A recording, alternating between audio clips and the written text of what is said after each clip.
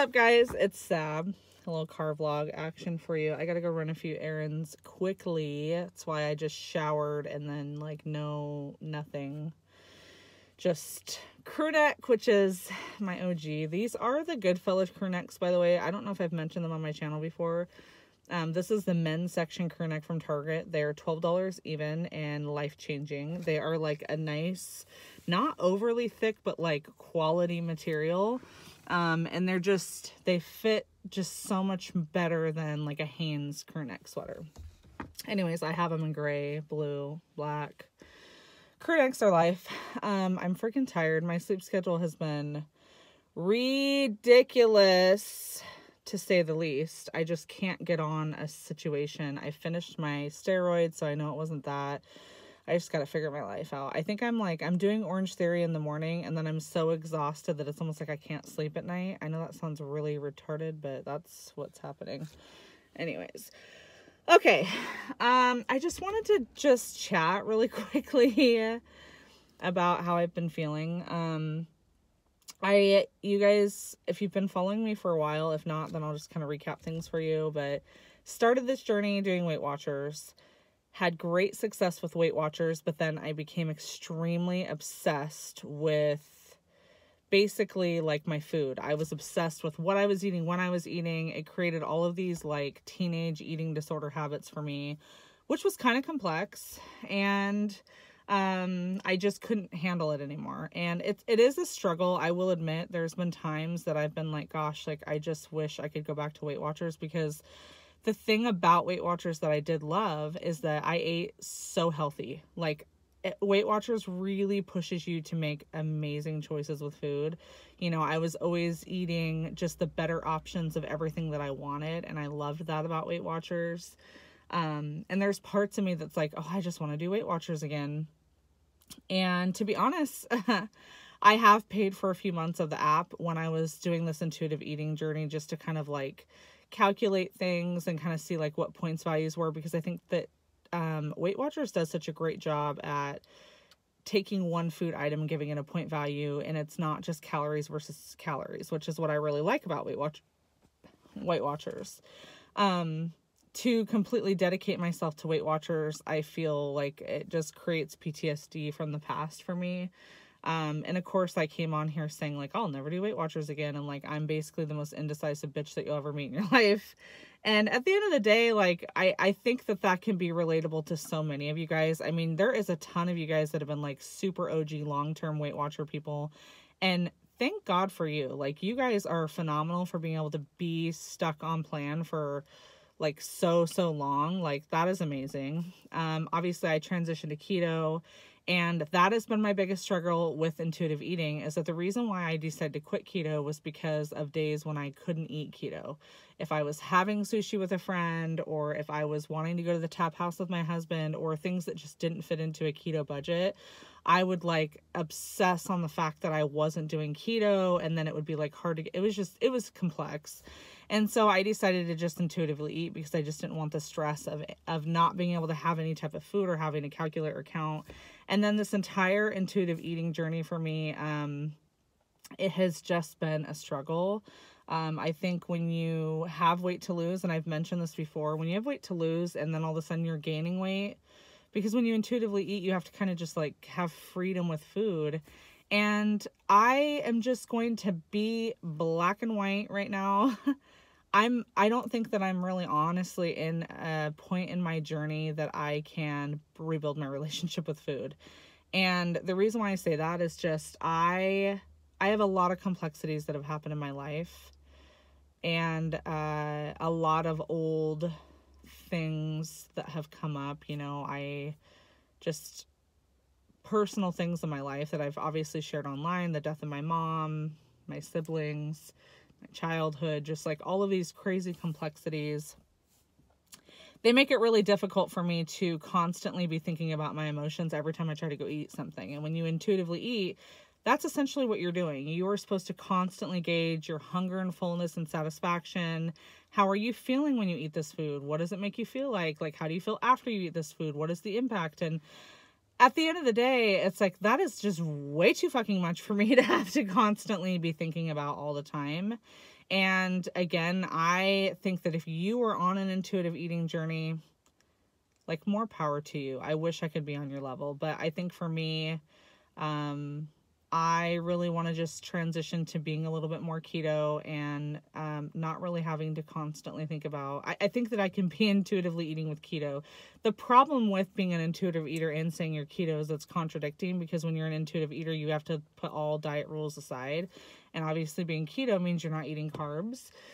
But the way that I'm going to mash this together and kind of make it my own is to be a lazy ketoer, is what they call us. And that is basically somebody who does not count carbs. Like, I count carbs in the sense that I'm eating all low carb foods, but I'm not sitting here specifically trying to be under 20 carbs a day. I don't want to be on a program or a plan or anything that restricts me to that level.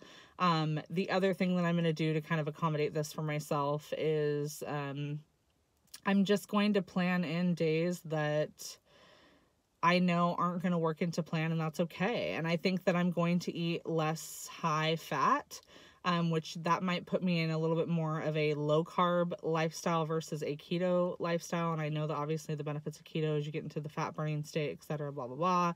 That's not even what it's about for me. It's not about being in ketosis. It's not about being on that level. It's about having foods that I know I can eat and I enjoy and I'm satisfied with and don't make me feel like I have to obsess on food. And at this moment in my life, that is just what I need. That's what I have been struggling with. I've been on this intuitive eating journey now for 5 months, I think it is. And I've done nothing but gain weight. So I weighed myself. I'm 215 pounds. When I started my journey last January, I was 230 pounds. I'm 15 pounds away from my highest weight.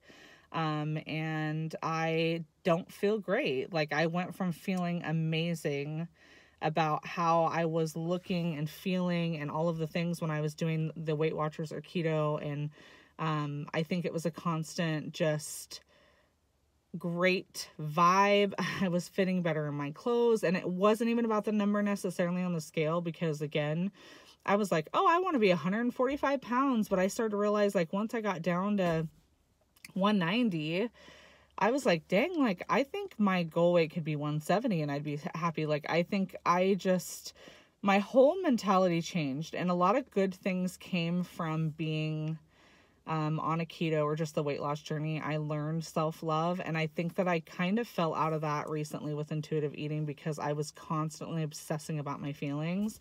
And to be honest, I just don't want to constantly have to gauge my feelings all the time. That is like too much for me to be going on. I am going to, this is again me sharing way too much information with the internet, but my siblings and I are starting grieving counseling, which I'm really excited about that. And I think that's going to help a lot with just, you know, a lot of things that I'm ready to kind of close the chapter on, and I'm ready to start kind of living my life. I mean, I've been doing so much better since the passing of my mom, like after my first couple months of just like, ugh. But, and I do feel like I'm starting to get back into being myself and my routine, but I think, right now, just constantly gauging my emotions is just not the journey that I'm on, and that's okay. So, if you guys want to stick around for that, cool. You guys will be seeing a lot more keto content on my channel. I think that's another thing that I miss. I miss doing like what I eat in a day vlogs, but it's really hard when you're intuitive eating to do what I eat in a day vlog, because it's like intuitive eating is just really, unless you've been doing it forever, in my opinion, again, I'm not a freaking expert, but it's just such an emotional journey because you're constantly gauging your feelings that it's difficult to be like, okay, I'm eating this today, and this is how I feel about eating this today. Like, it's just that's freaking way too much. So I love you guys all. You guys have been tremendously supportive. I posted this on my Insta stories the other day, and literally instantly got love, even though it was like in the middle of the night. And then I went to bed and woke up, and like my DMs were literally filled. And I mean, I will just admit that I do follow a lot of keto people and even Weight Watchers people that I've followed for a long time in that journey on Instagram. So a lot of that came from those people, but it just made me feel like, okay, I'm not the only one that feels this way, and it's okay to do what's best for me. And I think sometimes when you're producing content for social media, you're always worried about what is everybody else going to think. And at the end of the day, it really isn't about that. You know, if I've got something valuable for you to be able to relate to, or for you to utilize in your journey, that is fantastic. And if I don't, then you don't have to watch my videos. And that's really ultimately what it's about at the end of the day. So, that's it. I'm going to close the chapter on intuitive eating for now. I loved the book and I loved the message around it, and I can completely relate. But at this moment in time, it's just not my journey. And I'm just not strong enough mentally and emotionally to jump in full force with dealing with the things that cause me to overeat. So the best thing I can do is follow a plan that I know I'm successful on. I know that creates food freedom for me, and mental freedom, so that I can just focus on being a better mom and wife and friend and sister. And, you know, working out. I started doing Orange Theory and I absolutely love it. And I'm just really ready to get back into living my best life, and that's what I feel is going to work for me. So I apologize if this disappoints any of you guys, but I love you all, and I thank you so much for watching me this far. You guys have been a tremendous support in my life, and I've shockingly haven't really received like a really super ton of hate. Again, people that really give hate on this channel for me are just trolls that like don't have profile pictures and have irrelevant, like they're literally irrelevant people. But I just want to say thanks. Thank you so much for watching. This is just a little quick video. I don't even think I'm going to edit it, and I'm just going to put it up, and that's what it's going to be. So I love you all, and I will see you guys in the next one.